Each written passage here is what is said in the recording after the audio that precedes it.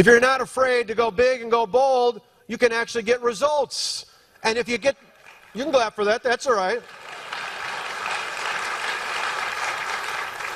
And if you get the job done, the voters will actually stand up with you.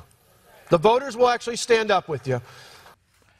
Well, Wisconsin Governor Scott Walker has nothing to worry about. His nomination as the Republican candidate for president in 2016 is locked in. And from here on out, it's nothing but smooth sailing until he faces off against Hillary Clinton 1 year from this November. Okay, so this is what Governor Walker's people would love to hear, but we deal in reality. And the Iowa Freedom Summit this weekend passed, as one might expect, really answered very little and left behind those gaping holes filled with questions. Let's try to answer some. Welcome back to MidPoint, former senior advisor to the State Department, now principal at the D.C. International Advisory. Christian Whiton joins us once again. Chris, good to see you. Good to be here, Ed. Thanks. Well, let's see. Here we go. Scott Walker tells Iowa, go big and go bold. And as far as some people are concerned, he came out as the big winner from a couple of days talking to the potential voters. How much salt do we really put in something being done in February when the election is at least a year and a half away? Yeah, a year and a half away, and of course the Iowa caucuses are a little more than a year away. They'll be in February next year, so it's a significant event. I mean, we've heard of these titans in the race of Bush, of Romney, a lot about the senators, Rubio, Rand Paul, Ted Cruz. It's always been a question which one of the Midwestern governors would emerge, and there's been talk of Walker, Mike Pence in Indiana, Kasich in Ohio, and Walker really did do quite well this weekend. It's interesting also for what he didn't say. This was a summit that was designed to appeal to the most conservative elements of the party in Iowa. And Walker did mention his pro-life record, but didn't follow the example of Huckabee, of Jindal, of bringing up gay marriage in opposition to gay marriage. So, it was a fairly balanced, good presentation that focused on his successes in taming public employees' unions. So it was good, but yes, we should take it with a grain of salt. Let's also point out that he just hired David Polyansky. This is the gentleman who helped to guide Joni Ernst's very successful U.S. Senate victory in Iowa. So again, if you're going to get it right, you at least need to know what your regional needs are, the people that you're speaking to. And it would seem as if Scott Walker has the edge early on there. That's something everybody else needs to understand, specifically for Iowa more than any other state, correct? Yes, and it's important also to remember the Iowa caucus actually has done a pretty lousy job of predicting the eventual nominee or the eventual president. John McCain did not win in Iowa, but went on to win the nominee, and Romney did very poorly in Iowa in 2008, losing to Mike Huckabee, who again is likely to run this year, has put out a lot of signals that he's going to run. It's interesting to sort of game out how it's going to work in Iowa if Huckabee wins, or if the social conservative vote is split among Huckabee and Jindal and Santorum. Who else could emerge, and what momentum does that deliver going into New Hampshire and then South Carolina and Florida? New Hampshire is probably going to be a tough one for Midwestern governors. It tends to be iconoclastic. The sort of soft-spoken Midwestern approach may not play well there, although who knows at this point. But again, Walker certainly did himself a lot of favors in distinguishing himself as a new face. Incidentally, a new face is not necessarily the best thing if you're running for the GOP ticket. You just brought up a very interesting point. We had talked about Iowa in recent history doing a lousy job of really deciding who the Republican nominee is.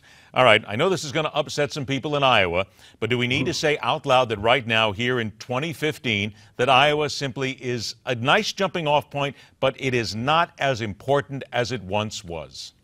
I think that's exactly right. It's still important because you have to organize in caucuses. So rather just running a lot of ads statewide and amassing the largest number of voters who will go and spend, 5 minutes to an hour waiting in line to punch a box, you have to get people to show up at caucuses around the state. So it's a test of your skill at organizing as a candidate. So that's important as you get later on into more states. Super Tuesday, where you need an organization in a half dozen to a dozen states, depending on how the schedule ends up. So Iowa is useful in sizing up candidates, but it does tend to focus more on social conservatism, not suggesting we throw that constituency under the bus or ignore them, but the lesson of the 2012 campaign was to focus on things that unite us and economic, political, size of government things more than the proxies for culture that we've had in the past, abortion, gay rights, etc. There was a lot of talk that Donald Trump came out of this and really did very well. There were a number of people who came out very happy because he went on the attack against everybody else.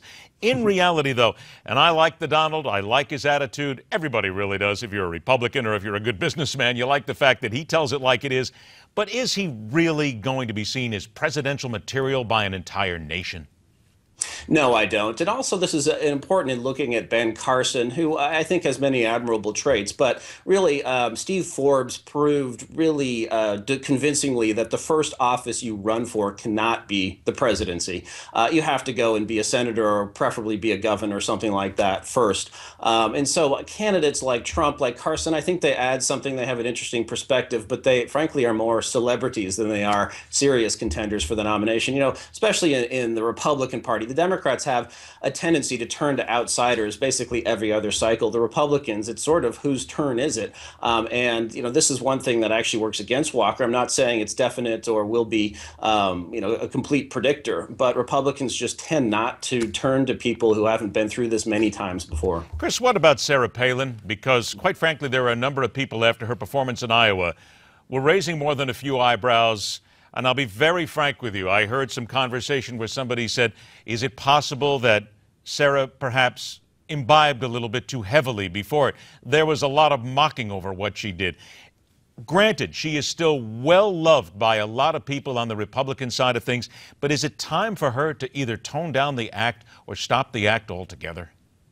I think it's time for her to just get smart. You know, I don't mean that to sound snide. I'm a big fan of Sarah Palin. And in 2008, one thing I admired about her and in the years after was that she was one person visibly fighting liberalism and the growth of government very convincingly. But over time, she actually has not honed her policy credentials, which frankly were never that strong. She could have taken time getting smart and do what Ronald Reagan did in his years in the wilderness, really get smart on some issues.